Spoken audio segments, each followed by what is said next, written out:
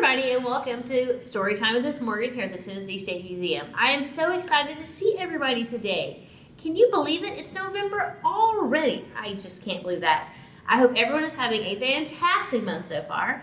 And what's really cool about November, you guys, is that it's Native American History Month. And so our story today focuses on a Native American who lived here in Tennessee, and his name was Sequoyah. And this is what he looked like, or what an artist rendering looks like.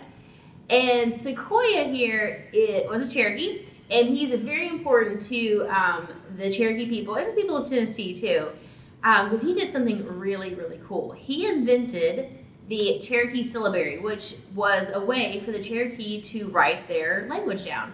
So before he invented his syllabary, the Cherokee people didn't have a way to write down their stories and their traditions, so it was all passed on orally. But he especially wanted to make sure that the Cherokee stories and traditions were written down so they could be maintained and would stay around for a long time. So he's the one that invented that, so we're going to read a story about him today. But I'm not going to read the story to you today. I am very excited to have some special guests with me today. So before we get started, I want everybody to sit up straight and tall. And we're going to read today Sequoyah by James Rumford. And I'm going to toss you over to my friends Charlie and Sunny, who are going to tell you all about Sequoyah, the Sequoyah birthplace, and it's going to be so much fun. I cannot wait to see what they do. So I'll see you guys in just a little bit. Have fun and get ready to listen to a great story. Bye, guys. Hello, my name is Sunny Leopard. I am Eastern Band Cherokee. Today I'm going to read you a book. The name of it is Sequoyah. Now, Sequoyah, he created our syllabary, or our written language. So he was called a genius by many because he could not read or write the English language. So he created a alphabet, or the syllabary, for our people. So I'm going to read this book for you. The title is Sequoyah. So we're going to go to the first page. So here we go. To my father, Sidney Rumford, who would stop the car to read every historic marker and who would certainly have told us this story. California, 1858. Look at tall trees, says my father. They are what redwood trees. They have been alive for thousands of years. They are called the giant sequoia. Where did the name come from? It came from the name of a Cherokee Indian man who was alive when the United States was new.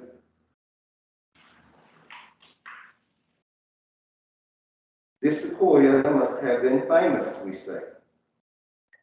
He must have fought bravely and led his people well. He must have been as tall and strong as the trees. Yes, my father says, but not as you might think. The man called Sequoyah was crippled.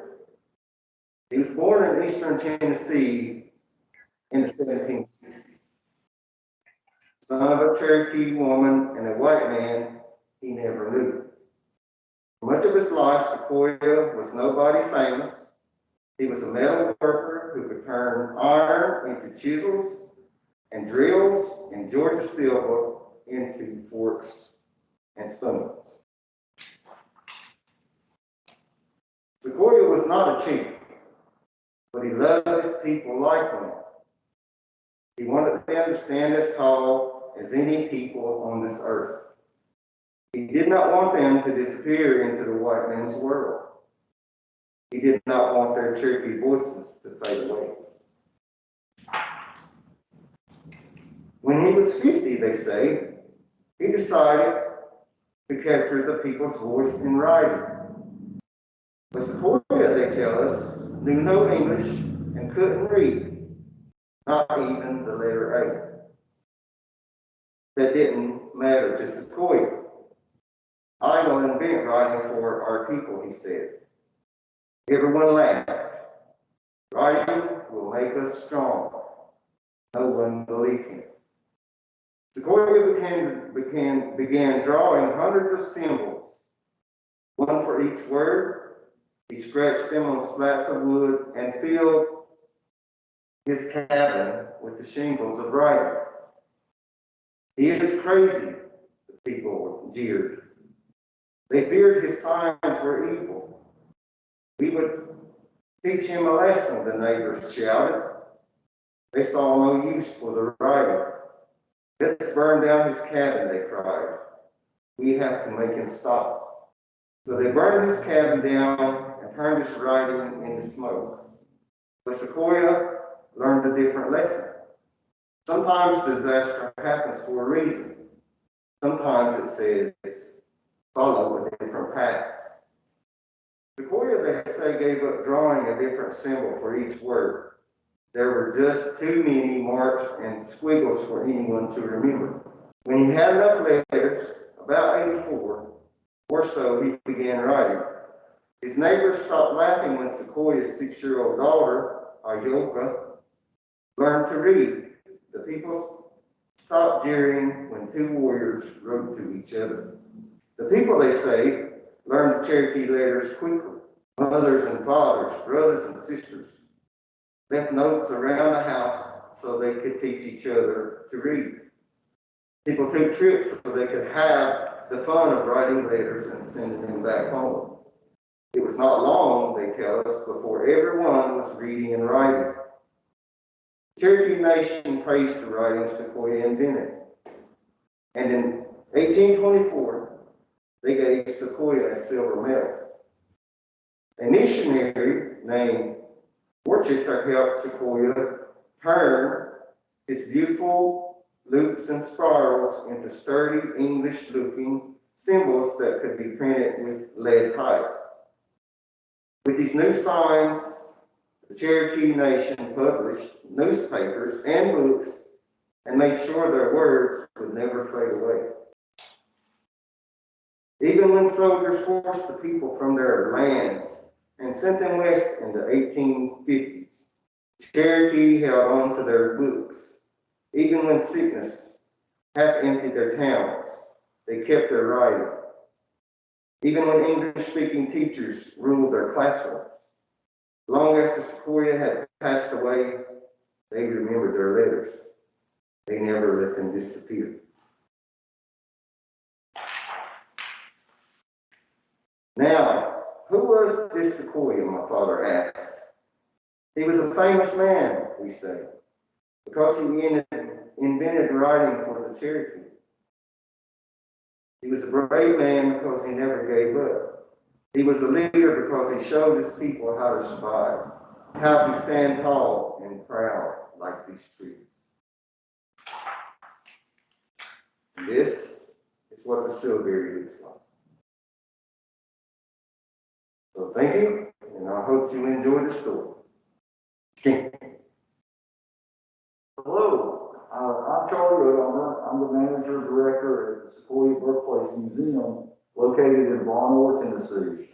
We tell the story of Sequoyah. And Sequoyah in 1809 announced to a group of Cherokee that were in his blacksmith shop that they could create, or he could create, a writing system in the Cherokee language and actually put the Cherokee words on paper. And so in 1809, he began a journey trying to find or figure out a way to put the Cherokee language and be able to write it on paper. And finally, we know he tries different types of writing systems, hieroglyphics, but finally he listens and hears the sounds in the language, and he breaks them down and gives them symbols. And so he finishes his syllabary in 1821. So it takes him 12 years of his life to create the Sequoyah syllabary. Now, as time goes by, the Cherokee Nation actually adopts the Sequoyah syllabary as their official writing system.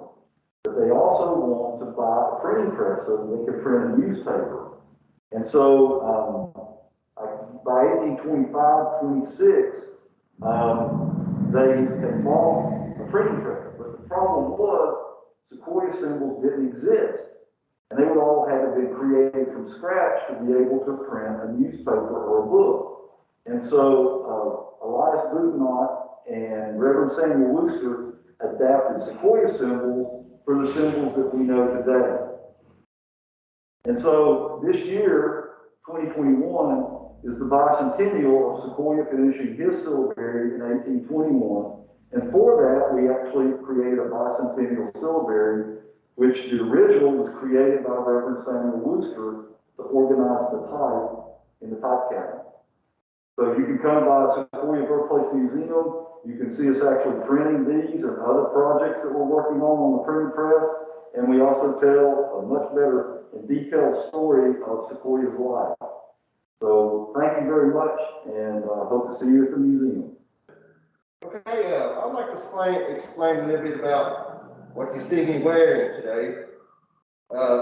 This style of clothing was the type that you would see Cherokee men wearing and around it, the time period around 1750. Now, some of the writings talk about when we had council meetings that our men would dress immaculate, wearing all their best trade items, all the things that was very, very personal to them. So we're going to start at my feet and we're going to go up. The type of shoes I'm wearing, they're called pucker toe moccasins. Now these are the type of shoes that our people wore from the time before Europeans and even after. I'm also wearing leggings that cover my legs. These are made out of elk hide. They are in the style. We have a picture in our museum of the three men that went to London with Timberlake. One of those men is wearing this type of legging exactly like what I'm wearing now, with the buttons on the bottom. Also, you'll see below my knee, these are called garters. These are basically the more plain ones, without just out of animal hide. Would not have been as elaborate as what you see here. This weaving with the wool actually has beads woven into them. Most of the time, these were only worn to travel from one village to another. It protected our legs from poison, snake bite, briars, those kind of things. That was the purpose of the legging. But sometimes they could go just above the knee. Like the ones I have, it comes all the way up over part of my thigh and it ties on the side to a belt. The next piece is what we call a breech clout. It's made out of the red trade cloth or trade wool. And it's got the small silver brooches. We traded for a lot of this stuff. And the shirt that I'm wearing is basically it's a settler shirt. Nothing fancy about it. When settlers were working in their gardens or tending to their crops, at that time, Cherokees didn't have a lot of cloth, especially in shirt form. So we would actually trade either the traders that would come in or we would trade the settlers for these types of shirts. Now, what I'm wearing around my neck is very, very personal to me. This necklace is made out of 94 black bear cloths. They were gifted to me by some elders here on the reservation. The one in the middle is actually a golden eagle claw and a brooch right above it. And then what we call a neck knife is this here. A lot of times they were called a patch knife because when we used flintlock rifles, these small knives would have to be used to cut little patches of cloth that we would push down into our flintlock guns. So we always carried a neck knife. We never know when times come that we would need to use them out here in the wilderness. On my side, I'm wearing what they call a satchel or a side pouch. It's adorned with beadwork, brooches, and it's made out of red trade wool. Tassels at the bottom out of wool. Brooches along the strap. Then on my left-hand side is I have a bear collar. It's actually a medicine pouch. I always carry medicine in this. On my wrist, you'll see silver armbands. For some reason, the Cherokee loves silver. Be it earrings, bracelets, brooches, we love silver. So a lot of times we would trade for the silver and make our own, or this could be traded or be given as a gift to our men, like soldiers or people of high standing. On my head, this is what we call an ushque talon in our language, the Cherokee language. Some people call them headpieces, but they're adorned with different types of feathers that were very spiritual to the Cherokee men, like golden eagle feathers, red-tailed hawk, the raven, the cardinal, blue jay, the woodpecker. These are considered war birds. And you have to earn these feathers one at a time. You would never see a young man with a lot of feathers in his headpiece right here. Also around my waist is what we call a sash, woven from wool. The colors are red and black. Now, in the days when our warriors would go to battle, they would paint their bodies the color of red and black. So that's what the color that represents is those warriors and the colors we wore when we went to battle. So this is what a Cherokee man would look like from around the era of 1750. I just wanted to thank Sonny Daniel Ledford, Sonny, for coming and reading the book for us for Sequoyah Birthplace Museum. And the Museum of the Cherokee Indian in Cherokee, North Carolina gave us the space that we could come and actually do the film. And so I wanted to thank the Museum of the Cherokee and Sonny. And thank you all, and hope you'll come and visit Sequoyah Birthplace Museum in the future. Thank you. Welcome back, you guys. Wasn't that the coolest thing? Oh man, let's give Charlie and Sunny a great big round of applause. That was fantastic. I learned so much. That's so cool. So our art today is pretty cool, and it's keeping with our Sequoyah theme. So his syllabary, we have created a matching game. So you see these pictures right here. You have the animal, or there's a tree too, and you have the Cherokee underneath it. And so what you'll do is you'll go to our website and you will print these off, and then you'll color them. And when you get done, they'll look like this. And what you're gonna do, I added some construction paper to the back of mine. You'll lay them face down, and then you'll pick them up and you'll see if you can get a match. And then the person, once all the cards are gone, the person that has the most matches wins. So have fun with that. Again, if you make this and play it and take a picture, be sure to upload it to our social media. We love seeing all the art projects that are completed by my friends here. So let's check out our artifact. So if you look just right here, you'll see our artifact. It's that same painting that I showed you at the beginning of our Storytime program. This painting is here in the Tennessee State Museum. In fact, it's in our Tennessee Time Tunnel. So if you come to visit us, you can see our Sequoyah painting in person. You guys, that is our story time for November. It has been a wonderful story time. I'm so glad that we got to hang out with our friends Charlie and Sunny. Let's give them one more round of applause. I hope you guys have a wonderful rest of your weekend. Hope you guys have a happy and safe Thanksgiving if you celebrate. If not, enjoy a day off of school, and I will see you guys next month in December for our final story time of 2021. Bye, everybody.